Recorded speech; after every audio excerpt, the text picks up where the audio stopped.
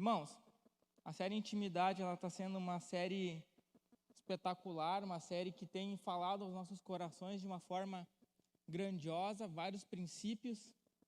E hoje nós vamos ver um princípio da esperança, né? Que íntimos são esperançosos. Amém? E para a gente compartilhar sobre esse tema, eu quero trazer um versículo, né? O nosso texto básico está em Salmos 11, versículos 1 e 2, que nos diz: Com Deus, o Senhor, estou seguro. Não adianta me dizerem, fuja como um pássaro para as montanhas, porque os maus já armaram os seus arcos e de tocaia apontam as flechas para atirar nas pessoas direitas. Quando eu estava compartilhando com a Luciane, né, o esboço da palavra, eu falei o tema, a Luciane me falou: tá, Pedro, cadê a esperança do texto, né? E eu falei: tá aqui. Pela onde? Olha só o salmista, olha a postura do salmista. A postura de quem tem esperança somente no Senhor. O salmista nos traz aqui uma postura de confiança plena, que independente se os maus estivessem ao redor das montanhas com flechas apontadas, independente do que ele fosse passar na vida, independente de todo o mal que ele estava enxergando, ele podia declarar: eu estou seguro no Senhor. Isso mostra uma pessoa que tem esperança viva em Cristo, uma esperança verdadeira. E é sobre essa postura que o salmista traz que nós vamos hoje falar sobre esse princípio. A palavra esperança, ela tem um significado de espera boa. Um sentimento que vem com o possível, um sentimento de quem vê como possível a realização daquilo que se deseja. Você enxergar algo e você conseguir esperar aquilo de uma forma boa. Você enxergar que algo está à frente e você conseguir aguardar até aquilo acontecer de uma forma esperançosa, de uma espera boa, de uma espera que vai valer a pena. E é muito importante e extremamente necessário nós falarmos sobre esse tema, principalmente porque hoje o mundo ele prega e ele oferece diversos tipos de esperança. E o que nós enxergamos muito em nosso meio são seres humanos frustrados, incrédulos, rebeldes e distantes de Deus. E se nós formos analisar o que diz em 1 João 5,19, esse versículo ele nos fala que o mundo todo está debaixo do poder do maligno. E essas falsas esperanças estão pautadas justamente nisso. O mundo hoje, então, ele está debaixo do poder do maligno. E muitas esperanças que o mundo está dando está justamente pautada nisso. Por isso que nós vemos hoje tantas pessoas frustradas, tantas pessoas indiferentes, tantas pessoas rebeldes e tantas pessoas, muitas vezes, culpando até Deus por terem colocado a sua esperança em um local que não devia. Então, irmãos, é importante nós entendermos que a esperança ela é um propósito de Deus para conosco. E Deus tem o prazer que a gente compartilhe disso também com o mundo. E hoje, baseado nisso, nós vamos ver duas virtudes, duas atitudes que a gente precisa ter para a gente ter uma vida de esperança, uma vida íntima em esperança. E o primeiro ponto que você pode completar na sua guia são que íntimos não são pessimistas.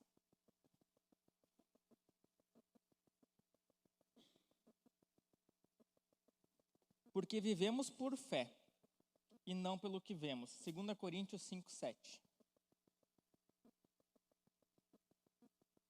Irmão, se nós olharmos ao nosso redor somente com os olhos humanos, com certeza a gente vai ter muito mais motivos para a gente reclamar e ser pessimista do que ao contrário.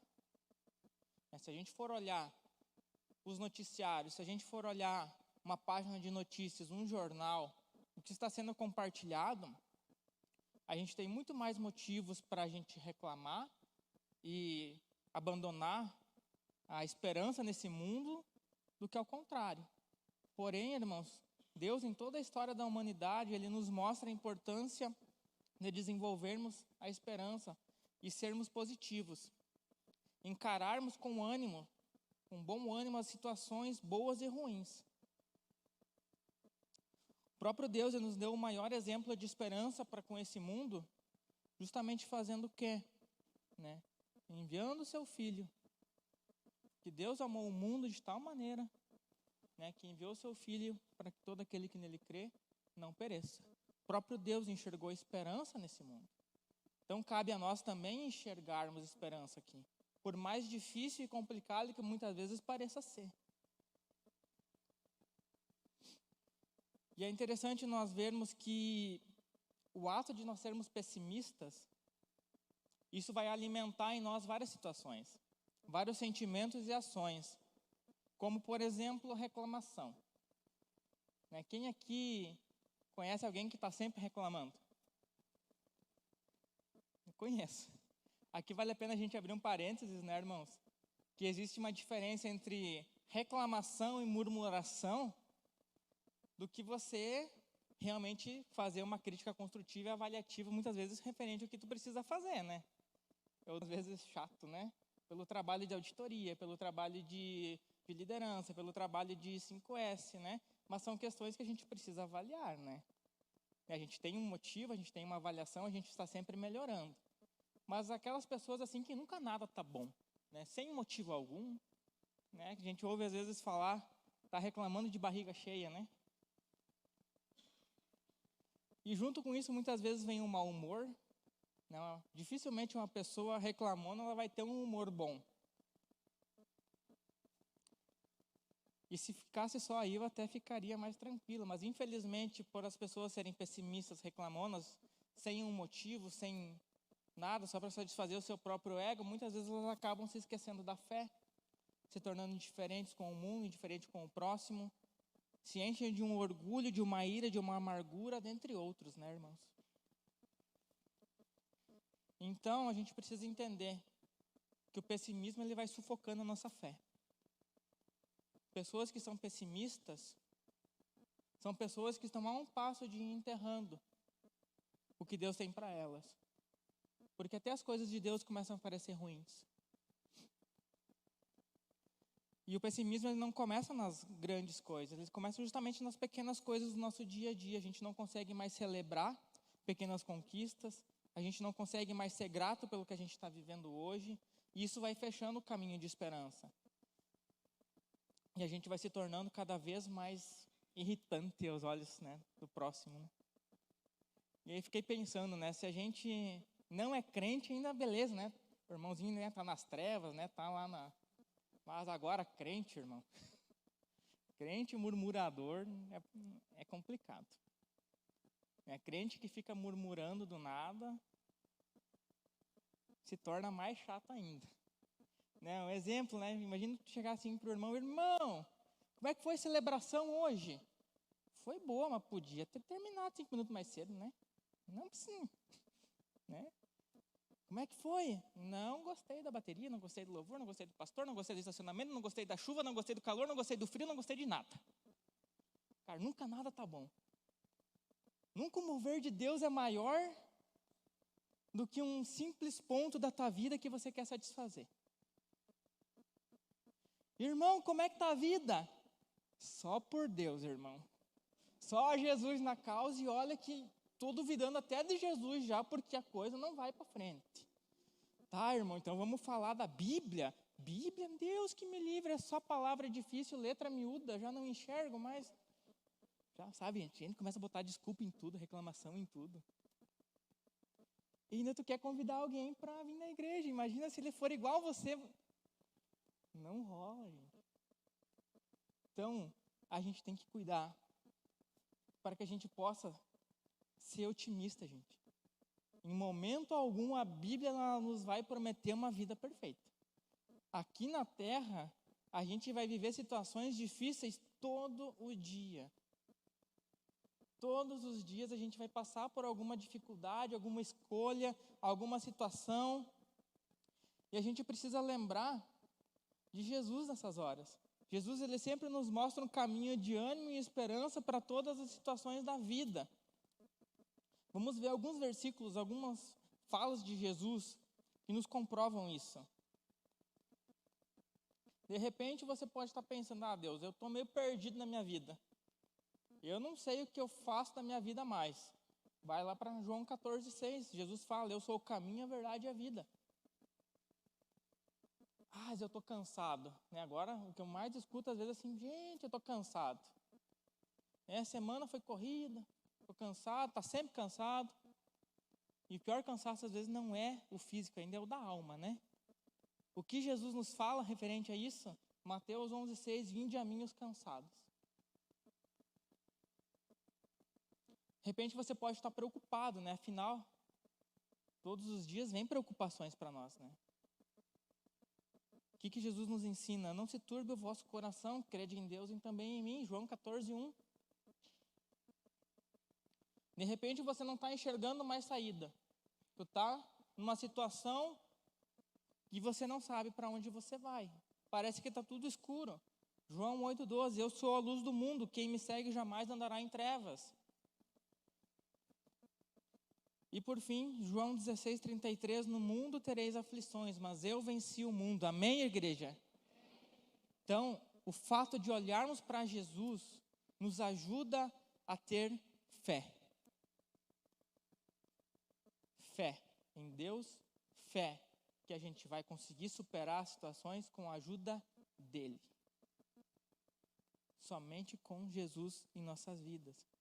E baseado nisso, irmãos, nessas situações, a gente vai ver o nosso ponto 2, que é seja realista e creia no melhor de Deus.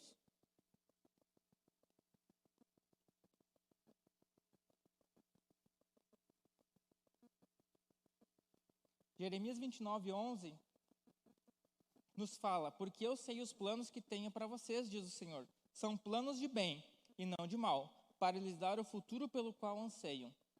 Esse texto ele é muito conhecido, né? Principalmente quando a gente quer mandar uma mensagem bonita, muitas vezes, né? Ah, irmão, Deus tem planos melhores, Deus tem algo que você não imagina, um futuro brilhante, né? E eu gosto sempre de lembrar onde é que ele está escrito, né? Se a gente for lá para Jeremias 29, a gente vai ler junto, para contextualizar. Ele foi escrito, o título diz lá, Carta aos Exilados. Foi justamente no momento onde os israelitas estavam sob o domínio de escravidão ali da Babilônia. E Jeremias, então, nesse contexto, escreve esses versículos. A gente vai ler do verso 4 até o verso 14, que nos diz assim: assim diz o Senhor dos Exércitos, o Deus de Israel, a todos os exilados que ele deportou de Jerusalém para a Babilônia. Construam casas e estabeleçam-se nelas. Plantem pomares e comam os frutos que eles produzirem. Casem-se e tenham filhos. Encontrem esposas para seus filhos e marido para suas filhas, a fim de que vocês tenham muitos netos. Multipliquem-se, não diminuam. Trabalhem pela paz e pela prosperidade na cidade para a qual os deportei. Orem por ela ao Senhor, pois a prosperidade de vocês depende da prosperidade dela. Assim diz o Senhor dos Exércitos, o Deus de Israel. Não deixem enganar pelos profetas e adivinhos que há no meio de vocês, na terra da Babilônia. Não deem ouvidos aos sonhos deles, porque sonham o que vocês querem ouvir. Eles contam mentiras em meu nome, eu não os enviei, diz o Senhor. Assim diz o Senhor, vocês ficarão na Babilônia durante 70 anos, depois disso eu virei e cumprirei todas as promessas que eu fiz e extrairei de volta para casa, porque eu sei os planos que tenho para vocês, diz o Senhor. São planos de bem e não de mal, para lhes dar o futuro pelo qual anseiam. Naqueles dias, quando vocês clamarem por minha oração, eu os ouvirei. Se me buscarem de todo o coração, me encontrarão. Serei encontrado por vocês, diz o Senhor. Acabarei com o seu exílio, os restaurarei e os reunirei de todas as nações para a qual os enviei e os trarei de volta para casa, sua terra. Amém, irmãos? Aplauda esse texto. E esse texto, irmãos, ele nos revela algo que é muito parecido com o que nós estamos vivendo hoje. Do que a igreja está vivendo, do que o mundo quer fazer com a igreja, de querer exilar muitas vezes a igreja, de querer sufocar muitas vezes a igreja, de querer impor ideologias, de querer impor situações, de querer impor governos, de querer impor regras, de querer impor princípios quebrados. E o que o profeta nos traz aqui é justamente o que? Uma mensagem de esperança. Uma mensagem de esperança enquanto nós estivermos aqui nessa terra. A palavra não fala ali para a gente entrar em depressão, para a gente abandonar tudo, para a gente dizer que está tudo acabado. Não. Essa mensagem que foi escrita ao povo que estava exilado diz justamente o contrário. Tenham esperança, continuem a buscar, construam casas, não diminuam, sigam em frente, orem por eles. Se você deixou de orar pelo Brasil, porque a gente está vivendo, volte a orar pela nação, irmão. A gente vai prosperar, independente de qual governo for, a gente está com Deus. Deus é a nossa bandeira. A gente não pode ficar pautado em esperanças terrenas, no que a gente enxerga na televisão, na mídia, no noticiário, no comentarista que você ama. Isso são esperanças falsas, irmãos. A nossa única esperança, ela tem que estar em Deus. E é a nossa missão nessa terra, enquanto a gente estar aqui, compartilhar disso, compartilhar dessa esperança que está em Cristo, para que mais pessoas possam também viver disso. E isso nos traz um compromisso ainda maior como cristãos. Um compromisso ainda maior da gente poder trazer hábitos novos para a nossa vida, como que Deus nos ensinou lá em Gênesis.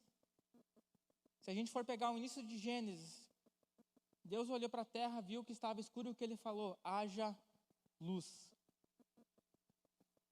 Deus profetizou o que ele gostaria de enxergar. Nós, como cristãos, uma das formas de nós mantermos viva a nossa esperança é nós profetizarmos o que a gente quer viver. Creio que todos nós temos amigos que a gente gostaria de estar vendo aqui, né? Familiares. Você já orou por ele? Você já apresentou ele para Deus? Você já convidou ele para estar aqui? Deus faz a parte dele, mas a gente também tem que fazer a nossa. A nossa parte de convidar, de pregar, de chamar de irmão já profeticamente, né? O pastor sempre nos ensina, ô irmão, pela fé já é nosso irmão. E eu creio que muitos, por essa palavra, hoje estão aqui, ou estão em outra igreja. Porque já foi profetizado, já foi aceito, já foi ligado no céu, que aquela alma estaria aqui, servindo a Jesus. Então, nos seus planos, irmãos, traga isso para sua casa, para o seu trabalho, para os seus estudos. Traga a esperança em Cristo.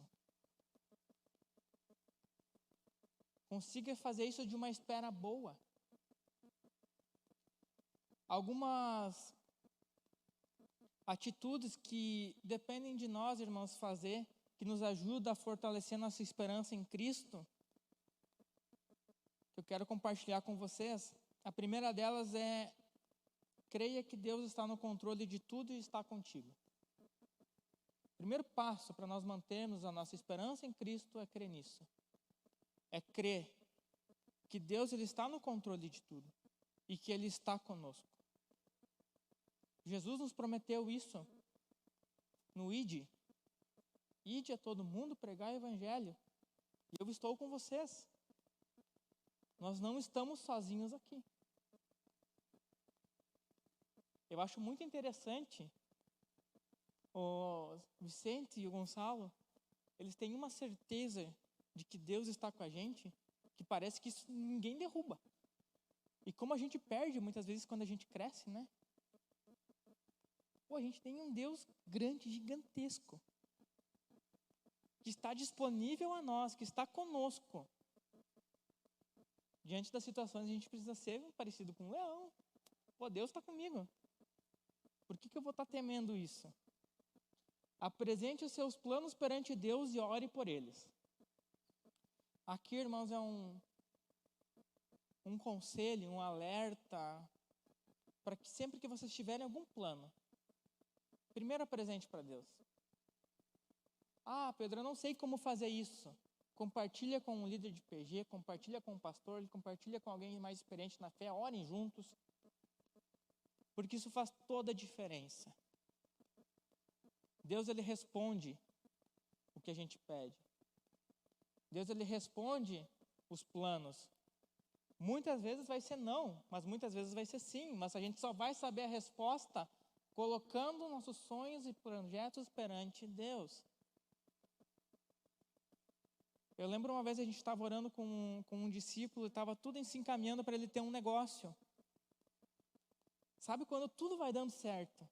Parece que chegou a hora e nós fomos orar, né? E Deus simplesmente ele respondeu não. E a gente fica pensando, nossa, mas estava tudo se encaminhando, estava tudo dando certo. Por que Deus não? Mas foi aceita a resposta, né? 3 meses depois, o que aconteceu? Covid-19. E o mundo estagnou. Então, olha como Deus foi bom. Né? Evitou que aquele irmão tivesse passado outros problemas que ele poderia ter tido, como uma crise financeira, uma crise de relacionamento. Mas o que a gente fez? Orou a Deus, colocou os planos. Foi muito interessante agora, quando eu fiz mais uma troca de emprego, eu estava conversando com o meu ex-gerente, eu falei, ele é crente também, eu falei, eu vou te dar, por que realmente eu troquei? A gente orou e Deus respondeu. Deus mandou as respostas, ele me olhou. Então, não tivesse pedido, né? Se fosse para dizer não, fica. E ele entendeu o que as respostas de Deus, elas são absolutas. Então, irmão, se você orou, botou os teus planos, Deus respondeu, faça. Não invente de teimar. Senão tu vai estar botando a esperança no teu braço e você vai quebrar a tua cara. Seja grato a Deus pelo que você tem vivido na sua vida. Independente se for coisas boas ou ruins, seja grato a Deus. Eu sempre gosto de lembrar desse ponto junto com o que Paulo nos ensina, de que Deus nunca vai dar um fardo maior do que a gente pode suportar. Tanto de alegria quanto de tristeza. Esse fardo muitas vezes não vai ser leve, tá, irmãos? Não significa, não interpretem o versículo assim que tudo fardo vai ser leve. Às vezes vai ser com dificuldade, mas você vai estar conseguindo. Então creia nisso, irmãos. Quando parece que tudo vai estar perdido, lembra-se que você pode carregar aquilo, que Deus ele não está te dando um fardo maior. Mantenha a sua esperança viva. Celebre desde as pequenas vitórias até as maiores vitórias que Cristo lhe dá. Aqui tem um segredo, irmãos, para a gente manter viva a nossa esperança em Cristo, é nós aprendermos a enxergar as pequenas coisas que Ele nos dá. Eu lembro de uma viagem, quando a gente estava fazendo uma viagem para ir tocar numa igreja filha. Nós estávamos até carregando o som, estava de Fiorino, Thomas. E eu estava com o Jean, nós estávamos indo para lá. E uma hora da viagem a gente começou a agradecer que nós estávamos indo para uma igreja filha.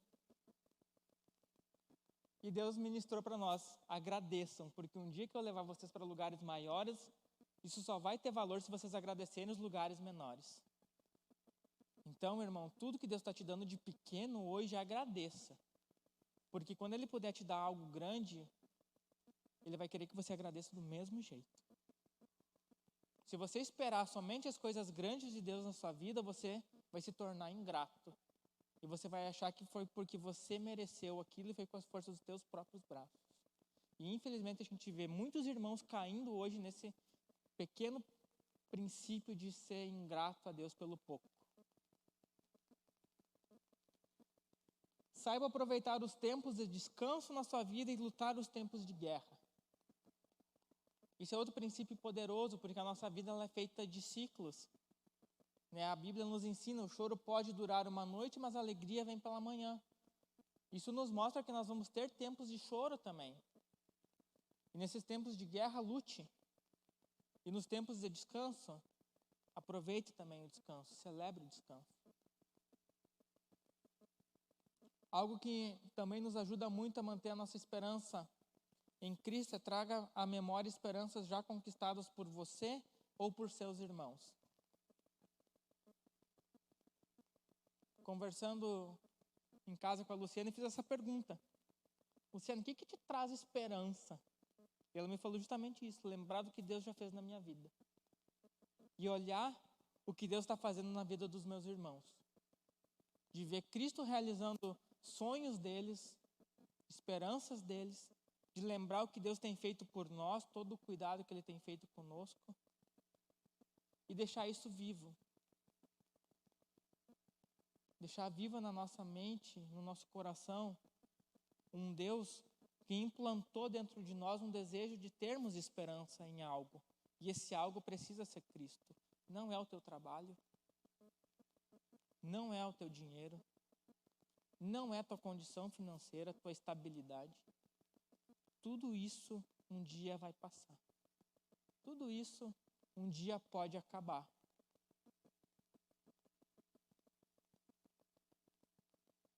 E o mais interessante de toda essa questão da esperança é que nós precisamos ter esperança aqui nessa terra. Viver com esperança aqui. Mas a nossa maior esperança, ela está no céu. A nossa maior esperança está em estarmos com Cristo Jesus em toda a eternidade. E várias vezes eu fico tentando pensar, irmãos, o que é eternidade? Toda vez, Léo, a minha cabeça ela pira, eu não consigo. Eu fico pensando, nossa, não tem como entender a eternidade. Não tem como entender algo que não vai mais ter passagem de tempo, que vai ser eterno. E ao mesmo tempo eu fico pensando,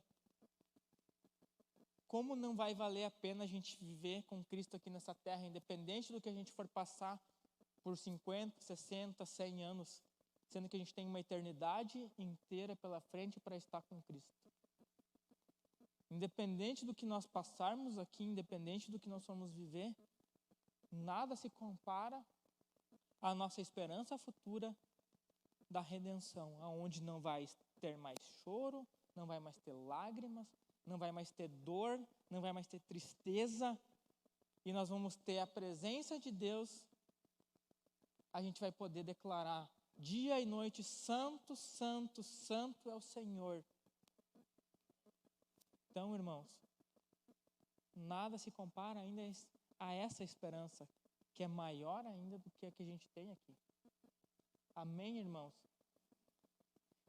Então, para a gente concluir, a nossa conclusão, ela nos traz que íntimos de Deus mantêm viva a sua esperança em Deus, são positivas as situações vividas e desejam ver isso multiplicado no mundo e nas pessoas. Vamos se colocar de pé. Deixa eu apagar as luzes.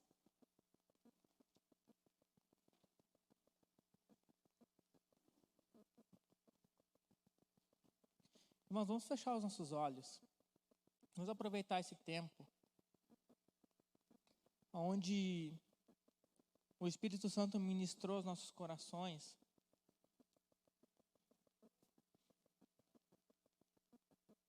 E hoje é um tempo de nós revermos em que nós temos acreditado,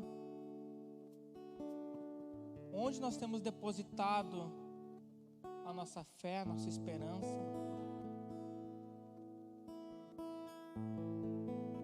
Tempo de agradecer a Deus se você tem feito isso e pedir para que isso nunca se apague.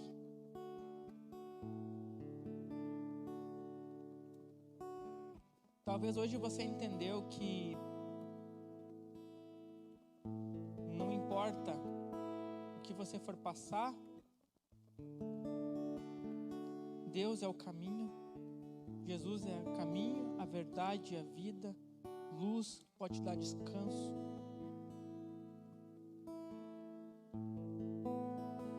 E Deus, Ele quer fazer com que você experimente isso. Experimente o descanso de Deus. Uma espera boa, confiando que Deus cuida de nós. Um Deus Pai. Um Pai perfeito.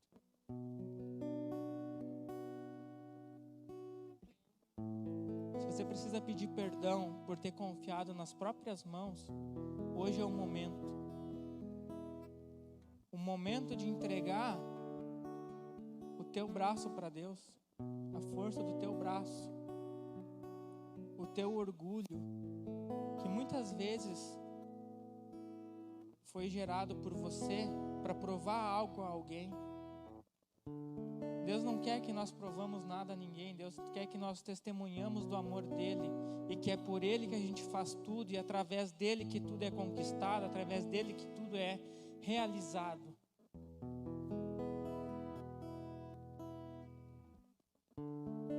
Talvez você tenha colocado a sua esperança em homens, em promessas. E Deus manda te dizer: creia nos meus planos, não no que estão te dizendo. E eu não quero que você se frustre.